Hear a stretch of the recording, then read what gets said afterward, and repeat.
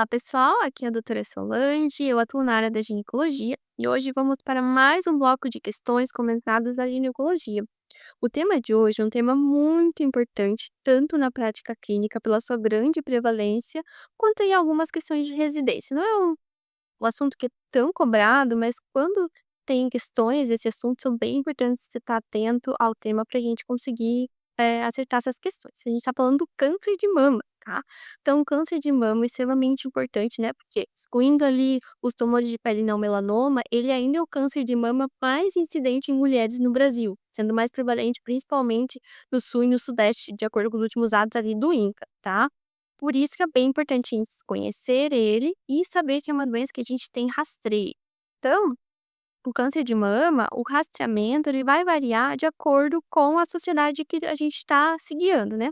Mas, por exemplo, o Ministério de Saúde, que a gente tende a seguir aqui no Brasil, principalmente quando a gente trabalha a nível SUS, o rastreamento de câncer de mama é recomendado para pacientes a partir de 50 anos até os seus 69 anos com mamografia. Então, lembrando, mamografia é o exame de padrão ouro para o rastreio de câncer de mama.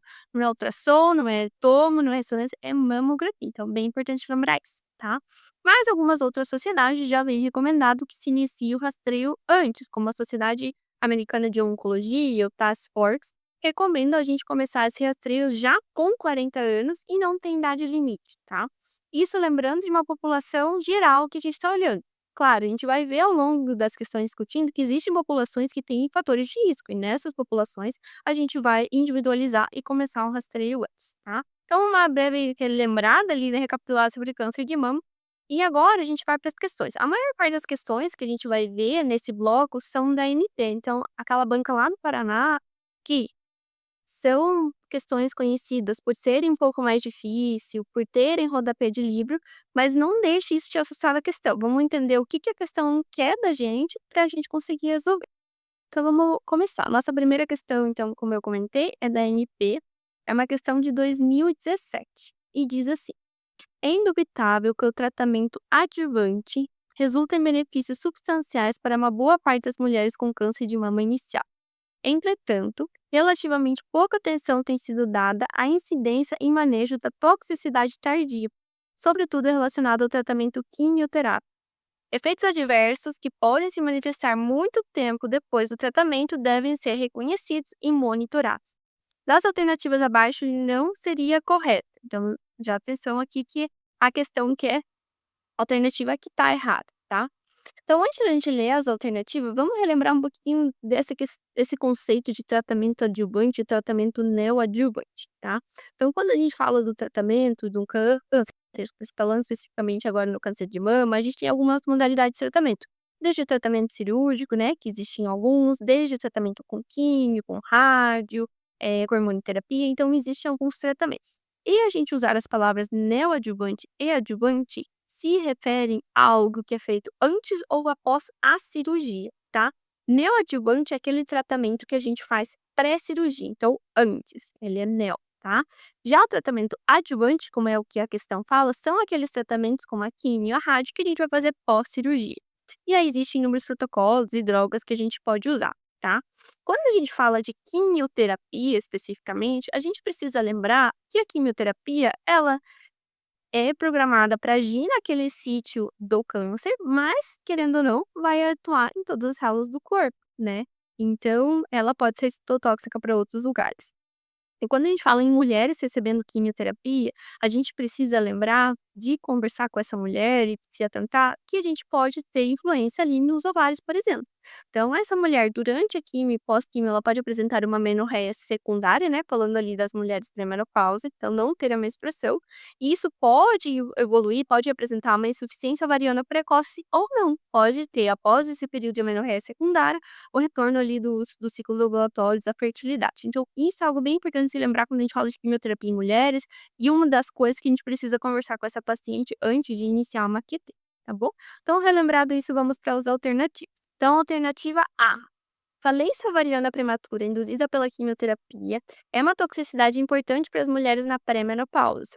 Pode ser caracterizado como menorreia temporária ou permanente, o que geralmente depende da idade da paciente, do tipo e da duração da quimioterapia. essa alternativa ela é verdadeira. Então a gente acabou de discutir isso, isso da questão da falência ovariana prematura, da menorreia permanente ou temporária, é sempre importante discutir com a paciente. Então essa é uma alternativa correta, mas lembrando que a questão está procurando a alternativa errada. Então a alternativa A não responde a questão. Vamos para a próxima. Alternativa B.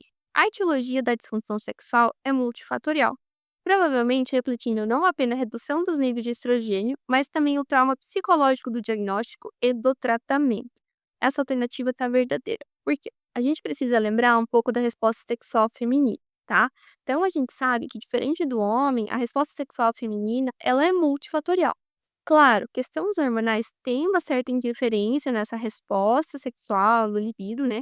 Níveis mais baixos de estrogênio pode estar relacionado com uma libido um pouco mais reduzida, né? Falando tanto em pacientes ali na pós-menopausa, tanto em pacientes que estão fazendo uso de SERMs e que podem acabar bloqueando isso, né?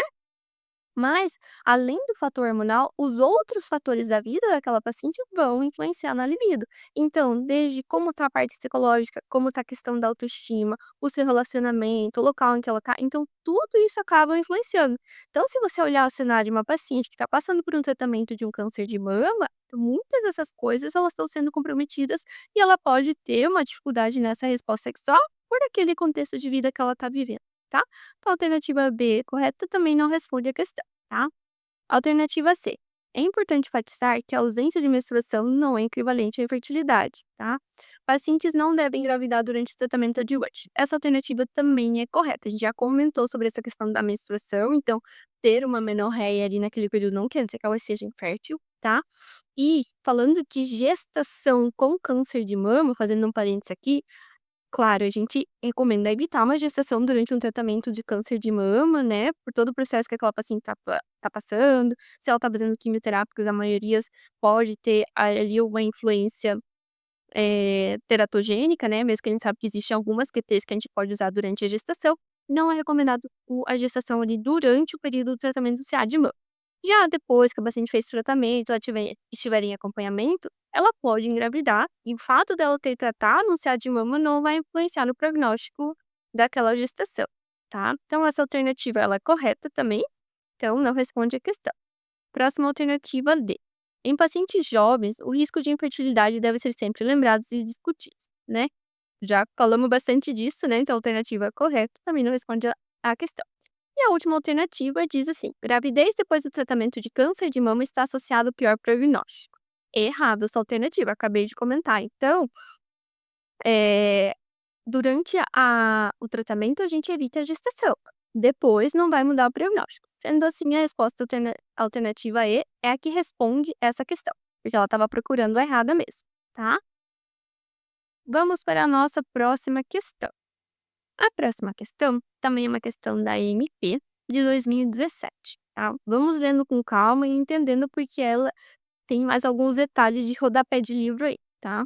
Então diz assim: deve-se suspeitar de síndrome do câncer de mama e ovários hereditários quando há aumento importante na incidência de câncer de mama na família, mulheres mais jovens que a média com câncer de mama, câncer de ovário e câncer de mama em homens podem estar associados a outros tumores, como câncer de pâncreas e câncer de próstata em homens jovens.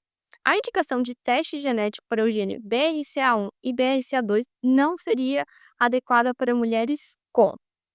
Então, assim, essa questão quer de você que você saiba o que são as mutações no gene BRCA1 e BRCA2, vai ser aquela população que vai se enquadrar nessa chamada síndrome do câncer de mama e ovários hereditários, e a própria enunciado já te explicou sobre essa síndrome, tá? E essa, além de você saber o que é essa mutação, a questão quer que você saiba quando que a gente vai procurar e rastrear alterações nesses genes, tá? Então eu vou fazer uma breve lembrança aqui, porque são alguns detalhes que acabam entrando mais ali na decoreba, mas para entender o geral, para a gente conseguir responder a questão, tá? Então, quem que a gente vai enquadrar nesse rastreio, tá? Então, o recomendado rastreio é para aquelas pacientes que têm um diagnóstico de câncer de mama e elas têm 65 anos ou menos, isso de acordo com a Sociedade Americana de Oncologia, já. Recomenda-se rastreio. Já pelo NCCN, ele recomenda que seja feito em pacientes com menos de 50 anos. Então, vai variar de acordo com a literatura que você está seguindo, mas podemos gravar. Menos 65 anos, vou rastrear a mutação nesse gene, tá? Então, isso em relação à idade. Quando que eu vou rastrear independente da idade da paciente? Então, alguns casos, eu vou lembrando eles, tá? Então, homens com diagnóstico de CA-mama, eu vou fazer o rastreio genético, tá? Em pacientes que tenha ascendência judaica asquenase, e isso é algo muito específico, mas algumas questões acabam cobrando isso. Então lembrar, se eu tenho uma pessoa que tem a ascendência judaica asquenase, eu também vou fazer o rastreio desse gene, tá? Em pacientes que a histologia do CA de mama é triplo negativo, eu sempre vou procurar essas mutações, independente da idade, tá? Naqueles com histologia lobular e que tenha uma história pessoal familiar de câncer gástrico difuso. Se eu souber vários, cânceres de mama primário ali na família, a gente também precisa fazer o rastreio. Se houver um histórico familiar bem preocupante, em alguns casos, como por exemplo, se tem pelo menos um parente de primeiro, segundo, terceiro grau com câncer de mama abaixo de 50 anos, ou câncer de mama masculino, câncer de ovário, câncer de pâncreas, câncer de próstata metastático, então eu preciso procurar isso. Ou também se tiver 3 diagnósticos de câncer de mama, incluindo a paciente e parente de primeiro, segundo, terceiro grau, do mesmo lado da família. Então, nesses casos, opa, atenta para procurar o gene, tá? E alguns outros casos que também são importantes a gente lembrar, como por exemplo, o diagnóstico de câncer epitelial do ovário, câncer de trompa de Falópio ou câncer peritoneal primário em qualquer idade, câncer pancreático exócrino, tá? Câncer de próstata metastático ou de muito alto risco em qualquer idade, a gente também rastreia, tá? Aqueles pacientes homens, né, que têm diagnóstico de CA de próstata e, de novo, tem ascendência judaica asquenase, também eu vou rastrear, tá? Então, são alguns detalhes mais específicos de lembrar, mas o que a questão quer é que você saiba principalmente o que é esse genes e quando rastrear. Vamos dar uma olhada nas alternativas agora que a gente relembrou um pouquinho disso, tá? Então, lembrando que ali que a alternativa que não seria adequado o rastreio, tá bom? Então, alternativa A.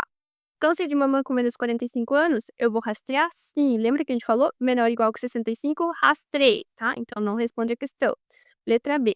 Câncer de mama com menos 60 anos e tumor triplo negativo? Sim, também eu rastreio. Lembra? Triplo negativo, independente da idade, vou rastrear. Também não responde a questão. Letra C. Câncer de mama ou ovário e descendente de judeus sefaradim? Não, ele tentou misturar tudo e te confundir. Lembram? Eram ascendentes de judeu asquenazes. E esses únicos judeus, né, relação ali familiar, que a gente vai fazer o rastreio. Então, essa alternativa C ela é errada e acaba respondendo a questão. Então, a C é a alternativa que responde a questão. Vamos só dar uma olhada nas outras? Letra D.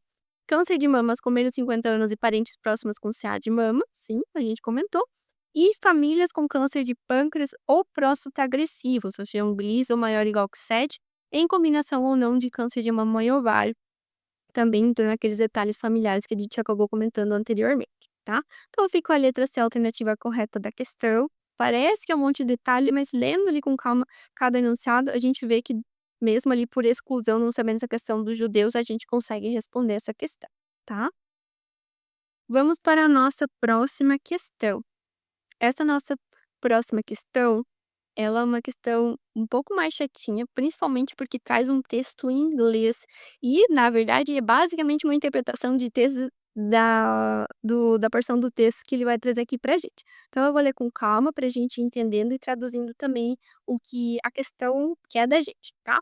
Então diz assim: o artigo Breast Cancer Tumor Size Overdiagnostic Mammography Screening Effectiveness, publicado no NEJM, em 13 de outubro de 2016, compara um período sem rastreamento para detecção precoce de câncer de mama com resultados após a implementação de um programa de rastreamento com mamografia. Os resultados, os autores descrevem que after the advent of screening mammography, ou seja, depois da implementação da mamografia para rastreio, the proportion of detected breast tumor that were small, então a proporção de tumores de mama que eram pequenos aumentou de 36 a 68%, tá? The proportion of detected tumor that were large decreased from 64 to 32%, ou seja, e a proporção dos tumores que eram grandes diminuiu de 64 a 32%. However, no entanto, this trend was more the result of a substantial increase in the detection of small tumors. The women that were diagnosed were overdiagnosed. Cases of cancer were detected on screen that never would have led to clinical symptoms. Ou seja, o que isso quer dizer? Que o rastreio, esse estudo mostrou que o rastreio com mamografia foi mais efetivo e a gente acabou diagnosticando cânceres de mama muito mais em estágios iniciais do que em estágios mais avançados, como vinha sendo antes. Então, basicamente, isso que a gente precisa entender do texto. E aí, após isso, vai dar duas assertivas pra gente avaliar. Isso mostra que, o programa de rastreamento conseguiu detectar mais precocemente os tumores pequenos. Sim, ele acabou de dizer isso. Ele mostrou que aumentou a porcentagem de detecção de tumores pequenos. Então, a alternativa 1 está correta. Por quê? 2. A mamografia foi capaz de discriminar os tumores que evoluíram com sintomas clínicos? Não. Ali ele trouxe no texto mostrando que a mamografia foi efetiva no rastreio e detecção de lesões precocemente. Então, essa alternativa está correta, não condiz com o que o texto traz ali pra gente, tá? Analisando a relação casual proposta entre as duas asserções acima, assinale a opção correta. Então, a gente acabou analisando o texto, a gente viu essas duas alternativas, então a gente já tem ali que é a alternativa C. A primeira asserção é uma proposição verdadeira e a segunda é falsa, tá? A letra C acaba respondendo a questão.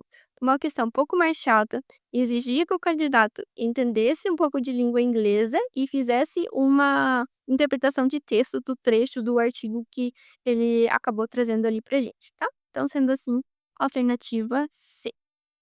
Vamos para a nossa próxima questão. Também uma questão ali da MP de 2018.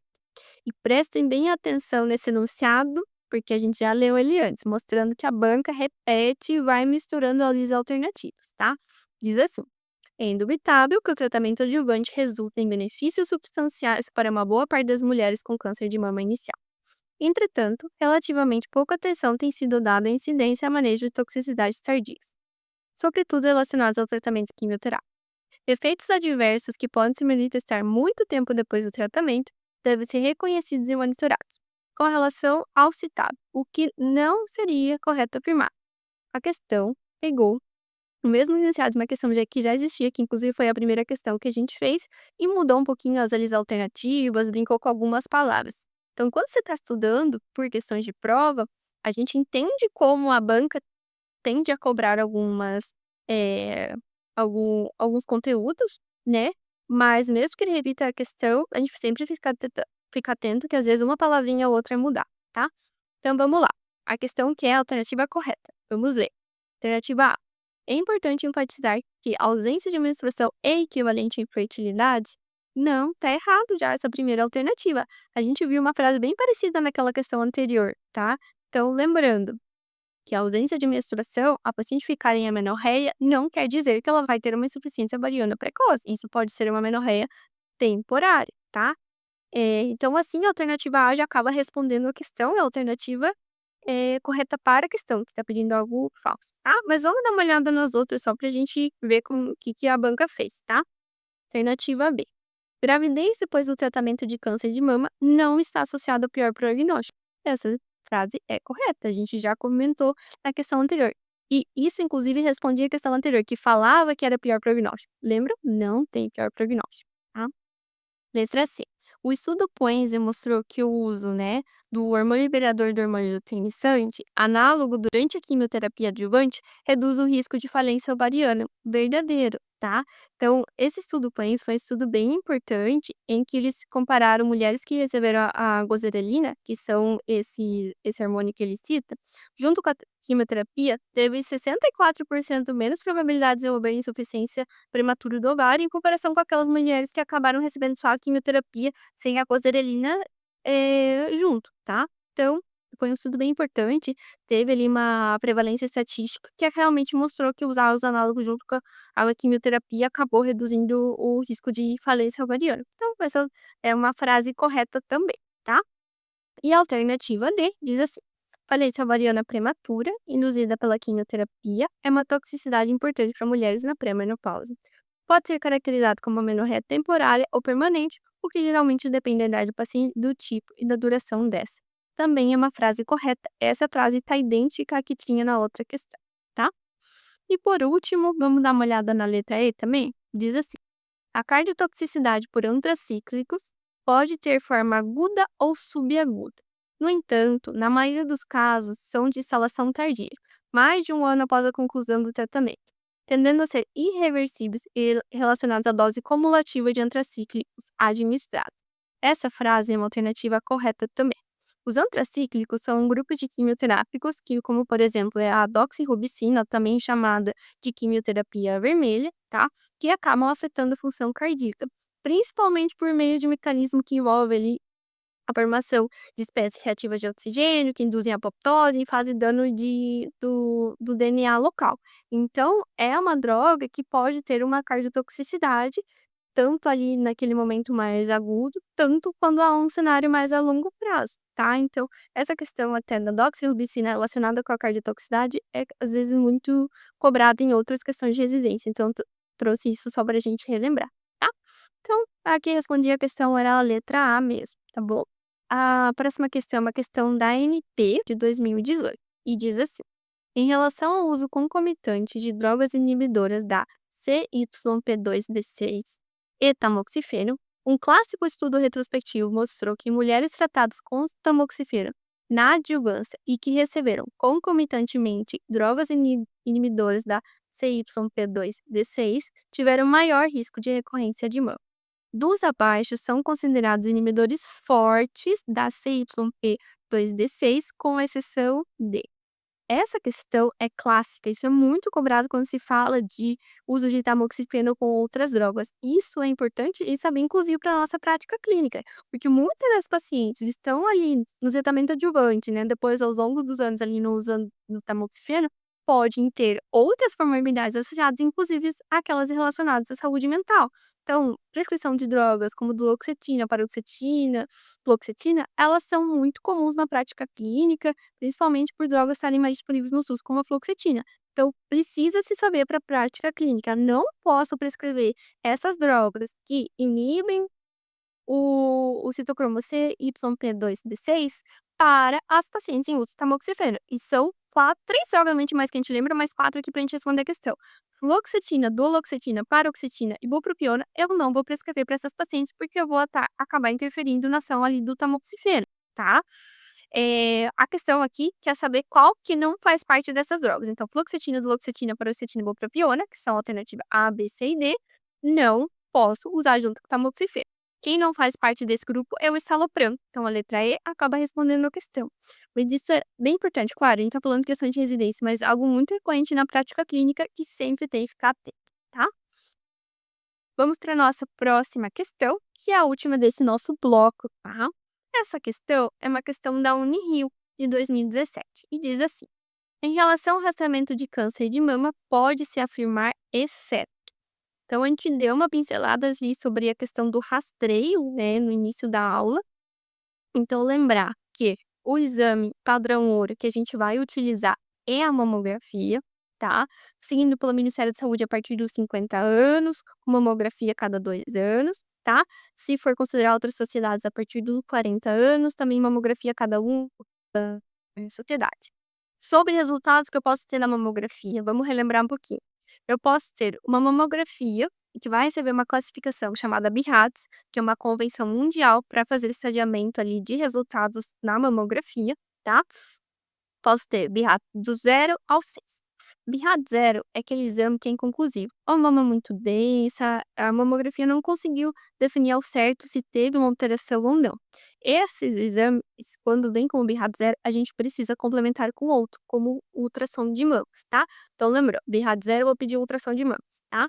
BIHATS 1, BIHATS 2 são achados benignos, essa paciente vai continuar no rastreio normal, tá? BIHATS 3 acende uma luz, chama mais nossa atenção, não que a paciente vai precisar de uma biópsia, mas que precise de acompanhamento mais de perto. Então, eu vou fazer exame semestral nessa paciente, tá? Então, normalmente a gente faz exames semestrais ali no intervalo de 2 anos, ficando estável, não tendo uma mudança, a gente vai reclassificar essa paciente, ou ela vai para um BIHATS 2, ou ela vai para uma biópsia daquela lesão, tá? Já o BIHATS 4, 5 são pacientes que vão precisar de biópsia daquela lesão, tá. Já por último, o BIRAD-6 é aquela paciente que a gente já sabe que ela tem o CA de mama, já tem uma biópsia comprovando isso, e eu fiz uma mamografia, eu tenho, pra visualizar essa lesão, já vai com o BIRAD-6, tá. Então só pra gente lembrar essa questão do rastreamento, tá bom. Vamos dar uma olhada nas alternativas, lembrando que a gente quer a errada. Alternativa A, é baseada na realização periódica de mamografia em mulheres assintomáticas? Sim, é certa essa alternativa, tá, mas lembrando que a gente está procurando errado. Alternativa B, inicia-se aos 40 anos com intervalo de 1 a 2 anos. Lembrando que de acordo com a sociedade, a gente vai começar sim a partir dos 40 anos. Não responde a questão também. Letra C. Geralmente a faixa de sua atualização vai dos 40 aos 70 anos. Sim, como a gente acabou de comentar, também não responde a questão. Letra D. Todas as sociedades recomendam o início de rastreio a partir dos 40 anos? Não, lembra que a gente comentou? Inclusive, o Ministério da Saúde aqui, Brasil, recomenda rastreio somente a partir de 50 anos. Então, a alternativa D é uma assertiva falsa, o que responde a questão, tá? Só vamos dar uma olhada ali na alternativa E. Em pacientes com mamas densas, o uso de outros métodos é recomendado. Sim, porque normalmente vai vir como um BIRAD zero que eu acabei de comentar, e a gente vai precisar de outro exame complementar, como é o caso da ultrassom de mama, tá? Então, essa foi uma aula para a gente revisar alguns conceitos do câncer de mama. É um assunto extremamente amplo, tá? Tanto que dentro da própria GO, da ginecologia e obstetrícia, existe uma especialização só em mastologia, porque tem muitos detalhes, questão de estadiamento, de tratamento, tá? Mas a gente revê algumas coisas que são cobradas principalmente nas provas de residência, mas também que podem estar presentes na prática clínica, tá? Vamos ter aí outra aula para a gente conversar de outras questões para a gente ir aprofundando tanto em rastreio e tratamento, tá bom? Muito obrigada desde já e bons estudos!